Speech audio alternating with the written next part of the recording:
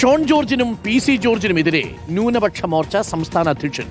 ഒരു ഭാഗത്ത് Christian outreach പരിപാടിയുമായിട്ട് BJP മുന്നോട്ട് പോകുന്നതിനിടയിലാണ് PC ജോർജിന്റെ ഈ നിലവിട്ട വാക്കുകൾ വരുന്നത്. സഭകൾക്കെതിരായ പരാമർശങ്ങൾ ശരിയല്ലെന്നും പാർട്ടി നിലപാടല്ലെന്നും സുമിത് ജോർജ് റിപ്പോർട്ടറിനോട് പറഞ്ഞു. അതേസമയം ദീപികയ്ക്കെതിരായ വിമർശനം ആവർത്തിക്കുകയാണ് ഷോൺ ജോർജ്. കാഞ്ഞിരപ്പള്ളി ബിഷപ്പിനെ ആവർത്തിച്ച് അധിക്ഷേപിച്ച് PC ജോർജും രംഗത്തെത്തി.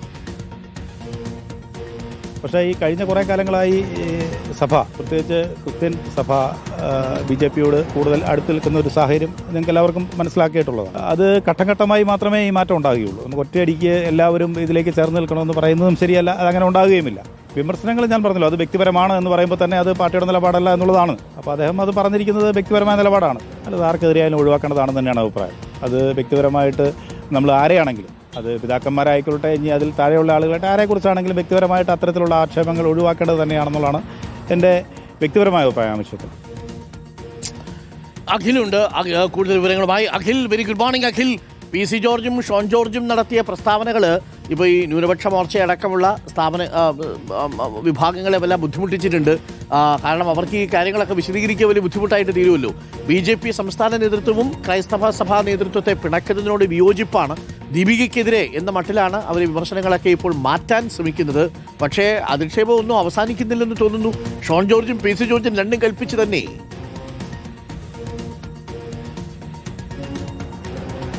ഡോക്ടർ അരുൺകുമാർ, തീർച്ചയായും വിഷയത്തിൽ BJPക്ക് ഉള്ളിൽ തന്നെ അസ്വാരസ്യങ്ങളുണ്ട് എന്നുള്ളതിൻ്റെ ഏറ്റവും പ്രധാനപ്പെട്ട ഉദാഹരണം, അല്ലെങ്കിൽ കൃത്യമായി എടുത്തു കാണിക്കാൻ കഴിയുന്നതാണ് ഇപ്പോൾ എന്തായാലും ഈ ന്യൂനപക്ഷ മോർച്ച സംസ്ഥാന അധ്യക്ഷൻ തന്നെ പരസ്യമായി രംഗത്തെത്തിയിരിക്കുന്നു എന്നുള്ളതാണ്. ഈ വിഷയങ്ങൾ ശരിയല്ല, അല്ലെങ്കിൽ ഇത്തരം പരാമർശങ്ങൾ ശരിയല്ല. ആർക്കെതിരെയാലും, പിതാക്കന്മാരും തന്നെയല്ല, അതിന് താഴെയുള്ള ആളുകളായാലും തേജോവധം ചെയ്യുന്ന തരത്തിൽ പറയുന്ന പ്രതികരണങ്ങൾ അതൊരിക്കലും ശരിയല്ല എന്ന നിലപാടാണ് അദ്ദേഹം വ്യക്തമാക്കുന്നത്. അതായത് പൂർണ്ണമായും PC ജോർജിനെയും ഷോൺ ജോർജിനെയും സഭകൾക്കെതിരായ വിഷയത്തിൽ ന്യൂനപക്ഷ മോർച്ച സംസ്ഥാന അധ്യക്ഷൻ തന്നെ തള്ളുന്നു എന്നുള്ളത് തന്നെയാണ്. അതായത് ഇതിൽ ഏറ്റവും പ്രധാനപ്പെട്ട കാര്യം എന്ന് പറയുന്നത്, ഒരു ക്രൈസ്തവ വിഭാഗത്തിന്റെ പ്രധാനപ്പെട്ട ഒരു സംഘടനയുടെ നേതാവ്, BJPക്കുള്ളിൽ ഒരു സംഘടനയുടെ നേതാവ് എന്നുള്ളതാണ് നമ്മൾ എടുത്തു കാണേണ്ട ഒരു കാര്യം എന്ന് പറയുന്നത്. അദ്ദേഹം തന്നെ ഷോൺ ജോർജിന്റെയും അതുപോലെ തന്നെ PC ജോർജിന്റെയും പ്രതികരണങ്ങൾക്കെതിരെ ശക്തമായ നിലപാടെടുത്ത് മുന്നോട്ട് വരുന്നു എന്നുള്ളതാണ്. അതിലേറ്റവും നമുക്ക് മനസ്സിലാക്കാൻ കഴിയുന്നത്, ഇവർക്ക് പല സഭാ നേതൃത്വങ്ങളുമായി പലപ്പോഴും ഇടപെടുന്നവരാണ്. അങ്ങനെ അത്തരത്തിൽ സഭാ നേതൃത്വത്തിൽ നിൽക്കുന്ന പിതാക്കന്മാരിൽ നിന്നും ഒരു എതിരഭിപ്രായം ഇവരിലേക്ക് എത്തിയിട്ടുണ്ട് എന്നുള്ളതാണ്. അത് ഷോൺ ജോർജും സുമിത് ജോർജും സമ്മതിക്കുന്നുണ്ട് എന്നുള്ളതാണ്. കാരണം തന്നോട് പല പിതാക്കന്മാരും ഈ കാര്യങ്ങൾ പറഞ്ഞിരുന്നു. അവർക്ക് കൃത്യമായ ബുദ്ധിമുട്ട്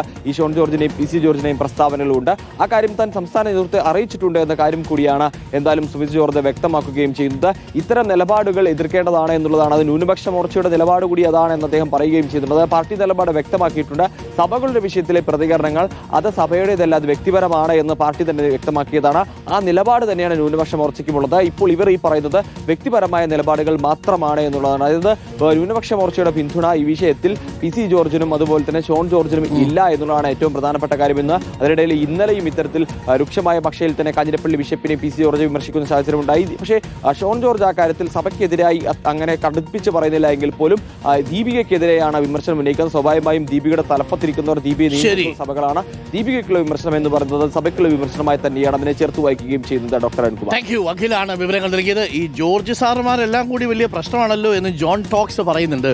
ചില വാക്കുകളൊക്കെ ഉപയോഗിക്കുമ്പോൾ സൂക്ഷിച്ച് ഉപയോഗിക്കേണ്ടേ. സംഭവമൊക്കെ മനസ്സിലാവും. വോട്ട് കിട്ടിയിട്ടില്ല, വോട്ട് കിട്ടാത്തതിന് സഭയെ കുറ്റം പറഞ്ഞിട്ട് വല്ല കാര്യമുണ്ടോ? FCRA എന്നൊക്കെ പറയുന്ന വലിയ ഡെമോക്രസിൻ്റെ വാളുമായിട്ട് വരുന്ന സമയത്ത് ആലോചിക്കണമായിരുന്നു. ഈ ന്യൂനപക്ഷത്തോട് അത്ര വലിയ പ്രേമവും സ്നേഹവും ഒക്കെ ഉണ്ടെങ്കിൽ ഈ ബില്ല് വരുന്ന സമയത്ത് ഈ തെരഞ്ഞെടുപ്പൊക്കെ കഴിഞ്ഞിട്ട് കൊണ്ടുവന്നാൽ പോരെ എന്തെങ്കിലും പറയാനുള്ള സാമാന്യബോധം വേണ്ടേ? ഇവരൊക്കെ പറഞ്ഞാൽ ആര് കേൾക്കാൻ?